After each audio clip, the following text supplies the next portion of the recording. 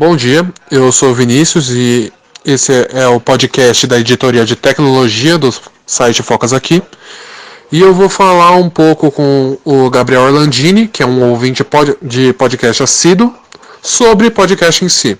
Bom, para começar a nossa entrevista, qual é o seu nome, para todo mundo saber? Profissão, se é estudante, esses tipos de coisa, só para o público saber quem você é.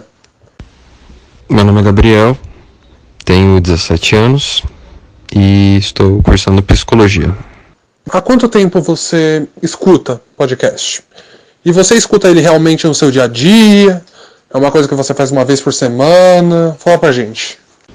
Bem, eu sou ouvinte de podcast tem mais ou menos uns 5 ou 6 anos e é algo que já faz parte da minha rotina. Normalmente eu escuto de tarde, quando eu estou em casa fazendo minhas tarefas, e de vez em quando eu estou na rua. Mas normalmente eu escuto em casa e já faz todo esse tempo. Legal. E nesses seus 6 anos de podcast, quais são os que você considera os seus favoritos? Tanto os que acabaram, os que ainda estão no ar.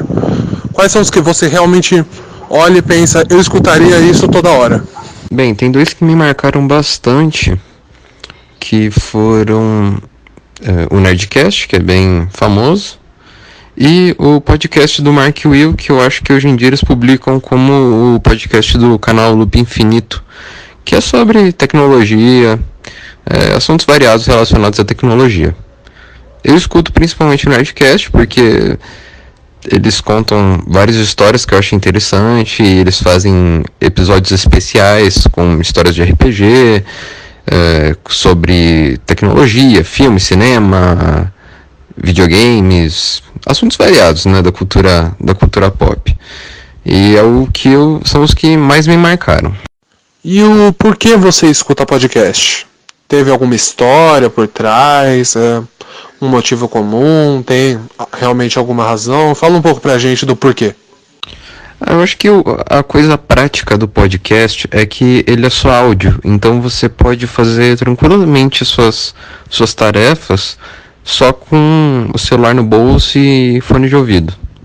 Então eu arrumo a casa ouvindo podcast, eu faço as minhas coisas, às vezes eu até estudo ouvindo podcast, principalmente quando são podcasts relacionados à matéria que eu estou estudando, porque tem sim programas voltados mais para educação ou com algum assunto relacionado.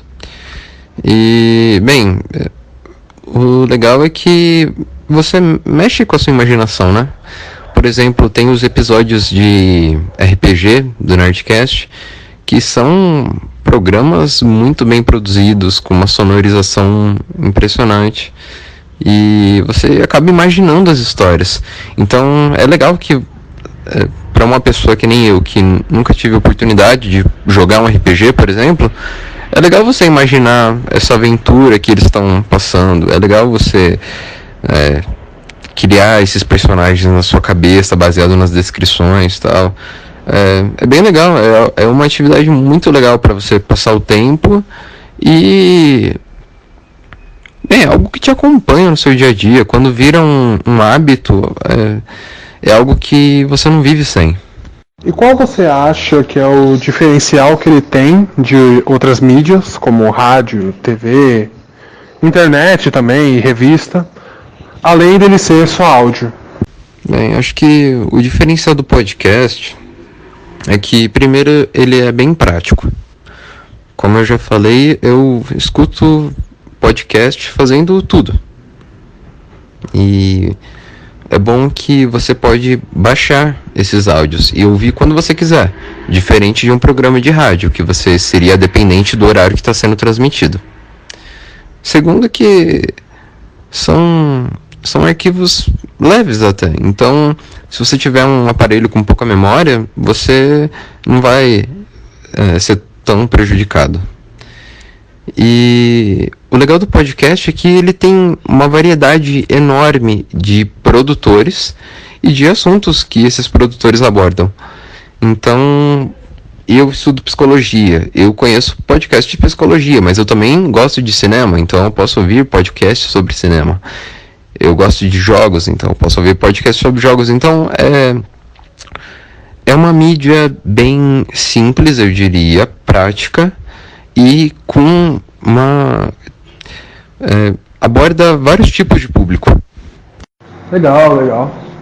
E o porquê você acha que o podcast não é reconhecido? Ele não é uma mídia com reconhecimento aqui no Brasil. Porque a gente falou um pouco com o Igor, do podcast Não Ovo, e ele falou uma coisa que as empresas elas preferem muito mais contratar o Whindersson para um comercial, para uma matéria, do que eles contratarem um podcaster. Mesmo que o assunto, o podcaster domine muito mais do que o Whindersson, no caso. Por que você acha que o podcast não recebe esse reconhecimento? Bem, eu acho que aí tem alguns fatores que influenciam nessa escolha. Primeiro que o Whindersson, ele domina uma plataforma que é basicamente vídeo. Então as pessoas estão ali vendo a cara dele. O que, querendo ou não, eu acredito que passa um pouco mais de credibilidade. Porque você vê que ele é uma pessoa da mídia, já está em vários comerciais, já fez filme, é alguém que as pessoas estão vendo. Segundo que eu acho que até o rádio sofre um pouco disso, que é essa questão do anonimato, né? Você pode conhecer o radialista, você pode saber toda a programação dele, você pode saber da vida dele, mas você nunca viu o rosto dele. Você pode acabar encontrando com ele na rua que você não vai saber quem é. Em terceiro, o podcast, ele é prático, mas ele é uma mídia que você tem que ir atrás dela. Não é igual a um canal de YouTube que você simplesmente abre lá o site e já te dá várias sugestões. O podcast você tem que ir atrás dele. Você tem que, por exemplo, abrir no iTunes e procurar lá o podcast que você quer ouvir. Você tem que procurar, às vezes, no site desses produtores para conseguir baixar os podcasts. E então, não é algo que simplesmente aparece para você, é algo que você tem que ir atrás. Bom, muito obrigado por ceder o seu tempo para fazer essa entrevista com a gente. E se você quiser falar mais alguma coisa, esteja livre para falar agora. Não, eu que agradeço, foi legal ter participado. Eu acho que é legal avisar as pessoas que existe uma infinidade de produtores de podcasts que falam sobre os mais variados assuntos. Se for ver, mais variados do que assuntos que você encontra no YouTube. E é legal que o podcast ele é uma mídia simples e prática. Você só tem que baixar o áudio e escutar. Então, eu sugiro que o pessoal procure conhecer alguns podcasts. Eu sempre indico o Nerdcast, porque é o principal que eu escuto. Eles falam sobre quase tudo, praticamente, de uma forma bem animada, bem dinâmica, com uma sonorização muito boa, feito pelo Léo Radiofobia, que é um editor conhecido aí no mundo dos podcasts. E... bem, é isso aí, pessoal. Procurem se familiarizar com essa mídia que já está aí há tanto tempo, mas que infelizmente não recebe devida atenção.